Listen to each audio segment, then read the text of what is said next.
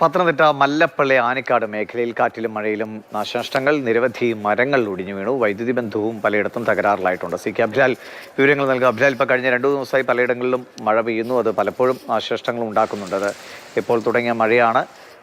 ഏതൊക്കെ മേഖലകളിലാണ് നാശനഷ്ടങ്ങൾ ഉണ്ടായത്?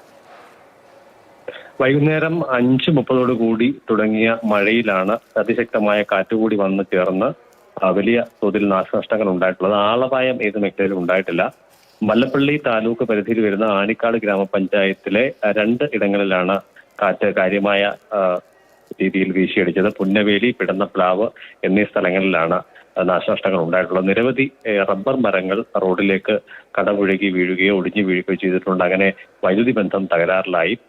ഒരു പുന്നവേലി പുത്തൻപള്ളി മുസ്ലിം ജമാഅത്തിന്റെ മുകളിൽ വിരിച്ചിരുന്ന ഷീറ്റ് കാറ്റിൽ പറന്നുപോയി. ഒപ്പം തന്നെ സമീപത്ത് പുളിക്കൽ വീട്ടിൽ ഗോപാലൻ രാജൻ ഇവരുടെ വീടിന്റെ മുകളിലെ ഷീറ്റും പറന്നു പോയിട്ടുണ്ട്. തകരാറിലായ വൈദ്യുതി ബന്ധം പുനഃസ്ഥാപിക്കാൻ വേണ്ടിയുള്ള പ്രവർത്തനങ്ങളിൽ വൈദ്യുതി വകുപ്പിന്റെ ജീവനക്കാർ ഏർപ്പെട്ടിട്ടുണ്ട്. രാത്രിയോടുകൂടി മാത്രമേ വൈദ്യുതി ബന്ധം പുനഃസ്ഥാപിക്കാനാവുകയുള്ളൂ.